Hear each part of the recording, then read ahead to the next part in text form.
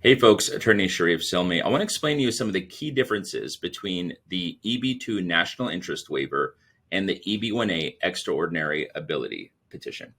Now, the first thing you need to understand is what do you actually need in order to file for a green card or an adjustment of status. So if you are, for example, from India or China, pay attention to the State Department bulletin regarding your data filing, because in that case, you may have to opt for an EB1A from a self petitioner's perspective, because that is what will get you to where you want to go in terms of a green card. Now, for those of you who are not from India or China, you need to understand that you probably will be better off applying under EB2 National Interest Waiver as a self petitioner.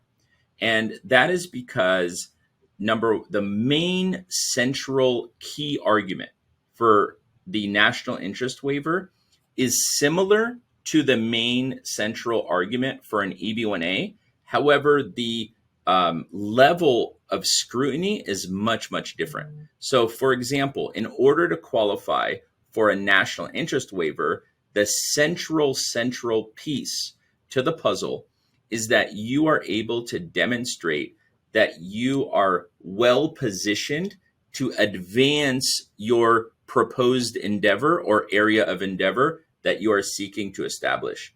Whereas with an EB1A, you must demonstrate that you have already achieved sustained acclaim that is recognized in your area of endeavor. So there's a key difference there, that you are well positioned, so NIW, well positioned to advance your area of endeavor. This means you're in a good position. You've reached a good place within your field, and you are well positioned to do better. You have potential to do better. EB1A says you have already achieved sustained acclaim that is recognized within your field of endeavor.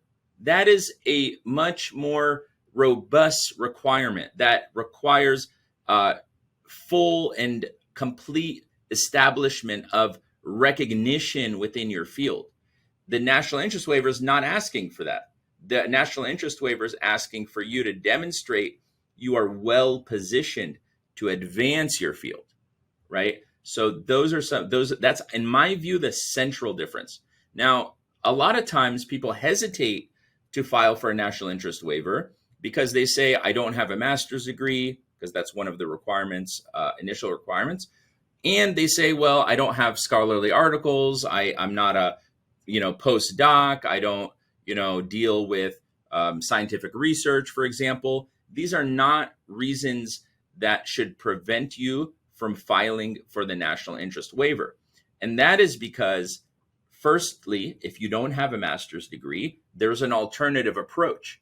You can file under the E21 extraordinary ability criteria. You can check out my summary of national interest waiver video where I go into this in depth.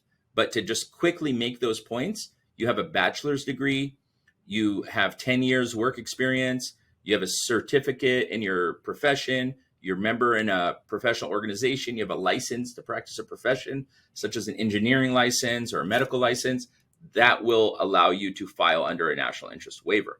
So, and one other note with regard to a national interest waiver is that earlier this year, the service, the USCIS, issued a policy memorandum stating that STEM graduates, science, technology, engineering, mathematics graduates, their files will be looked upon favorably in relation to a national interest waiver. So that goes for computer science graduates, that goes for folks in the medical field, science, technology, engineering, math. You are at an advantage when it comes to the national interest waiver. One document that you could actually use to help understand if your profession comes under this is called the Critical and Emerging Technology List.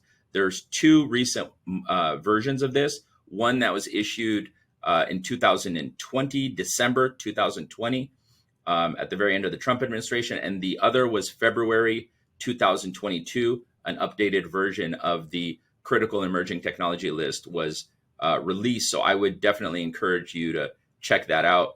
And the last bit of news with regard to national interest waiver is that the USCIS has issued the final rule to establish premium processing for national interest waiver. So what that means is rather than a case take 12, 14 months just for the I-140, the initial determination of whether one qualifies for a national interest waiver, going forward, the national interest waiver will be determined within 45 days if you elect premium processing and pay the $2,500 premium processing fee. So it will not be the same as the EB1 premium processing, which is 15 business days. The national interest waiver premium processing will be 45 days, but it's much better than, obviously waiting a full year to understand the determination of that case. So the key self-petitions under the employment-based immigration law, national interest waiver, EB1A, big difference in terms of what is the qualitative requirement of the individual seeking to establish the classification. On one hand, with the NIW, national interest waiver, you are looking at establishing that you are well positioned to advance your area or your proposed endeavor. Whereas with the EB1A, you must establish that you have already been recognized as having achieved sustained acclaim that is recognized in your field. So that's a much higher bar to reach than, of course, demonstrating that you're well positioned to advance your field.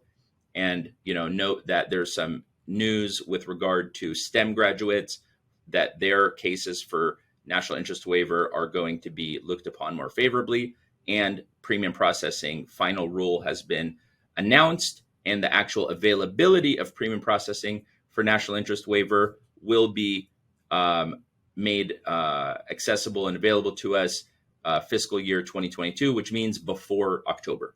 I think it'll actually happen in June, but we will see.